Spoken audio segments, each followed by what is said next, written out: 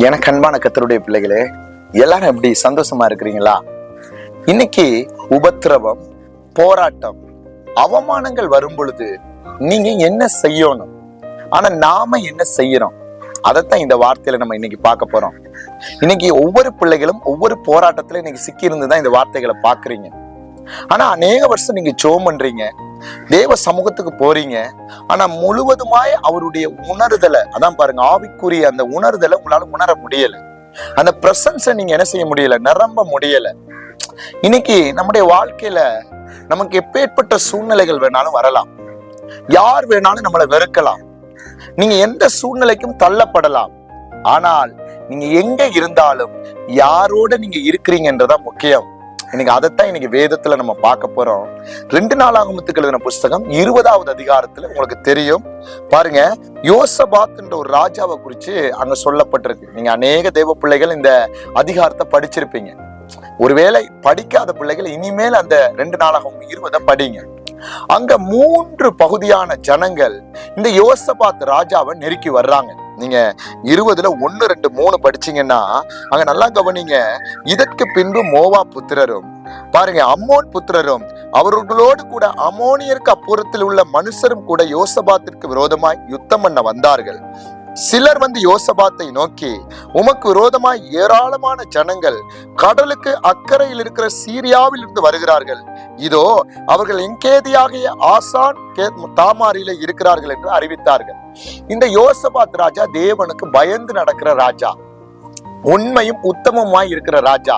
ஏன்னா நீங்க பழைய ஏற்பாடுல இதுக்கு முன்னாடி இருந்த ராஜாக்கள் எல்லாம் கர்த்தருக்கு விரோதமாய் துக்கம் ஊட்டினவங்களை தான் நீங்க நிறைய பார்க்கலாம். ஆனா உத்தமமாய் இருக்கிற பிள்ளைகளுக்கு கர்த்தர் நிச்சயமா யுத்தம் பண்ணுகிற தேவனாய் இருக்கிறார். இதுல யோசபாத் உத்தமமா நடந்த மனுஷன்.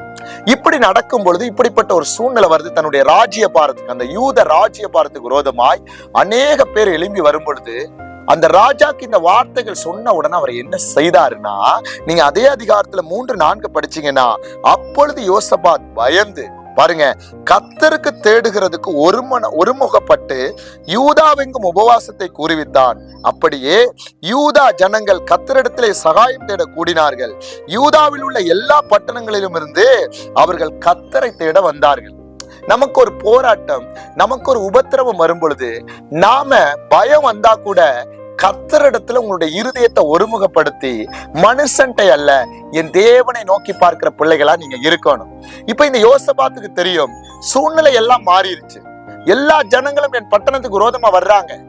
ஆனா நான் இந்த இடத்துல என்னுடைய படையையோ என்னுடைய பலத்தையோ என்னுடைய ஞானத்தையோ அல்ல, என் கர்த்தரிடத்துல தேடணும்னு சொல்லி முதல்ல அவன் உபவாசத்துக்கு ஒருமுகப்படுத்தி எல்லா ஜனங்களையும் கூப்பிடுறான். கூப்பிட்டதுக்கு அப்புறம் நீங்க விண்ணப்பத்தை நீங்க எங்க படிக்கணும்னா 6ல இருந்து நீங்க 11 வரையும் வீட்டுல படிச்சு பாருங்க.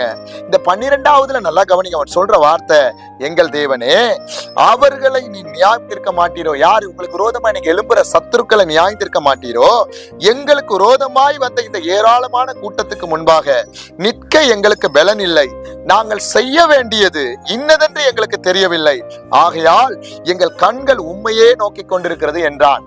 நல்லா கவனிங்க, நிக்க எங்களுக்கு பலன் இல்ல, இப்படி இக்கட்டான சூழ்நிலையில போராட்டமான நேரத்துல நாங்க என்ன செய்ய போறோம்னு எங்களுக்கு தெரியல, நீங்க எங்களுக்கு ஒரு பதில் கொடுங்க, நாங்க உண்மை நோக்கிறோம். இன்னைக்கு ஒவ்வொரு தேவ பிள்ளைகளாகிய உங்களுடைய வாழ்க்கையில எப்பேற்பட்ட சூழ்நிலைகள், நெருக்கங்கள், நீங்க எந்த இடத்துல இருந்தாலும் ஒருபோதும் உங்க சிந்தைக்கு உங்க சுயத்துக்கும் விட்டு கொடுத்துட கூடாது. உமக்கு சித்தமானது செய்யுங்கன்னு அவருடைய சமூகத்துல உங்க விண்ணப்பங்களை என்ன செய்யணும், நீங்க வாயால அறிக்கையிடணும். இங்க இவர் அறிக்கை இட்டோன்னு நீங்க 14, 15வது வசனத்துல அங்க ஒரு லேவியனுக்கு மேல கர்த்தருடைய ஆவி இறங்குது. இறங்கின உடனே அவன் சொல்ற வார்த்தை, சகல யூதா கோத்திரத்தாரே, எருசலேமின் குடிகளே, ராஜாவாகிய யோசபாத்தை கேளுங்கள், நீங்கள் அந்த ஏராளமான கூட்டத்திற்கு பயப்படாமலும் கலங்காமலும் இருங்கள் என்று கர்த்தர் உங்களுக்கு சொல்லுகிறார். இந்த யுத்தம் உங்களுடையதல்ல, தேவனுடையது. ஆண்டவர் முதல்ல வார்த்தை கொடுத்து பலப்படுத்துறாரு. இப்ப நீங்க கூட சோர்ந்து போகும் பொழுது கர்த்தர் உங்களை பலப்படுத்த அது ஊழியக்காரரையும் பயன்படுத்துவாரு. நீங்க வேதத்தை திறக்கும் பொழுது வசனத்தின் மூலமாவும் உங்களோட பேசுவாரு. நீங்க அப்படி உணர்ந்திருக்கிறீங்களா? உணர்ந்திருந்தா அதை கமெண்ட் செக்ஷன்ல எனக்கு தெரியப்படுத்துங்க. அடுத்தது 17வது அதிகாரத்துல பாருங்க, 16, 17 நீங்க என்னென்ன வசனங்களை நான் சொல்றேன், நீங்க வீட்டுல படிங்க.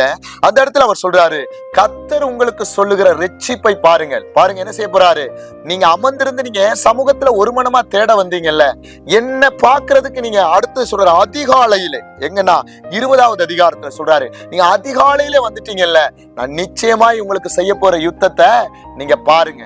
அப்ப நம்ம உபத்திரவம் வரும்பொழுது முதல் நம்முடைய இருதயத்தை ஒருமுகப்படுத்தணும். ரெண்டாவது அவரை நோக்கி நம்ம என்ன செய்யணும், சத்தத்தை உயர்த்தணும். அதுக்கு அடுத்தது அவருடைய சமூகத்துல நம்ம என்ன செய்யணும், விண்ணப்பத்தை வைக்கணும். அடுத்தது அதிகாலையில எழுப்பி நீங்க உங்களுடைய விண்ணப்பங்களை தெரியப்படுத்தணும். அடுத்தது அதே அதிகாரத்துல 18, அப்பொழுது யோசபாத் தரை மட்டும் முகம் குனிந்தான், சகல யூதா கோத்திரத்தாரும் எருசலேமின் குடிகளும் கர்த்தரை பணிந்து கொள்ள கர்த்தருக்கு முன்பாக தாழ விழுந்தார்கள். இது நமக்கு ரொம்ப ரொம்ப முக்கியம், ரொம்ப இம்பார்ட்டன்ட். நீங்க எல்லாம் தேடி ஒருமுகப்படுத்தி வந்தாலும் கர்த்தருடைய சமூகம் அப்படின்னா ஆலயத்திலையும் சரி, உங்க ஜெப நேரத்துல, உங்க வீடுகள்லயும் நீங்க முழங்கால தாழ விழுந்து பணிந்து கொள்ற பிள்ளைகளா இருக்கணும். பணிந்து கொண்ட உடனே அடுத்தது பாருங்க என்ன செய்யறான்னா 21, 22, பின்பு அவன் ஜனத்தோட ஆலோசனை பண்ணி பரிசுத்தமுள்ள மகத்துவரை துதிக்கவும் ஆயுதம் அணிந்தவர்களுக்கு முன்பாக நடந்து போய் கர்த்தரை துதியுங்கள், அவர் கிருபை என்றும் உள்ளதென்றும் கர்த்தரை பாடவும் பாடகரை நிறுத்தினார். அப்ப அடுத்தது என்ன, துதிக்கிற பிள்ளைகளை முன்னாடி நிப்பாட்டுறான். நீங்க எந்த சூழ்நிலையிலையும் உங்க வாயில துதிக்க ஆரம்பிச்சிருங்க, அவரை மகிமைப்படுத்த, அவரை பிரசவம் பண்ண ஆரம்பிங்க. ஆரம்பிச்ச உடனே அவர்கள் பாடி துதி செய்ய தொடங்கின பொழுது யூதாவுக்கு விரோதமாய் வந்து பதிவிருந்த அம்மோன் புத்திரரையும் மோவாப்பியரையும் சேயீர் மலை தேசத்தாரையும் ஒருவருக்கு விரோதமாய் ஒருவரை கர்த்தர் எழும்ப பண்ணினதினால் அவர்கள் வெட்டுண்டு விழுந்தார்கள். எப்படின்னா காரணமே இல்லாம யுத்தத்தை கர்த்தர் அவங்களுக்குள்ள கொண்டு வந்துட்டார். அப்ப நீங்க நல்லா முதல்ல என்ன செய்யணும், நீங்க பயத்தோட உபவாசிச்சு அடுத்தது உங்க விண்ணப்பங்களை கர்த்தர் தான் உண்மை உள்ளவன் அவருடைய முகத்தை தேட வந்து, அதுக்கு அடுத்தது நல்லா கவனிங்க, அதிகாலையில தேவ சமூகத்துல வந்து அதுக்கப்புறம் நல்லா தாழ விழுந்து பணிந்து கொள்ளும் பொழுது நீங்க துதிக்க துதிக்க உங்களுக்கு முன்னாடி இருக்கிற பிரச்சனைகள், போராட்டங்கள், வியாதிகள், கடன் பிரச்சனைகள், பாரங்கள், இதுல என்னென்ன சூழ்நிலையோட வர்றீங்களோ இந்த 20வது அதிகாரத்துல சொன்ன ஸ்டெப் பை ஸ்டெப்பா நீங்க செய்யும் பொழுது கர்த்தர் பரலோகத்திலிருந்து உங்களுக்கு தம்முடைய ஊழியக்காரரையோ தூதரையோ பாருங்க ஏவி அவர் என்ன செய்வாரு, அவர்களுக்குள்ளேயே வெட்டுண்டு விழுந்துட்டாங்க. எனக்கு என்ன ஆச்சரியம்னா எல்லாரும் காலி, ஒருத்தர் மிஞ்சல.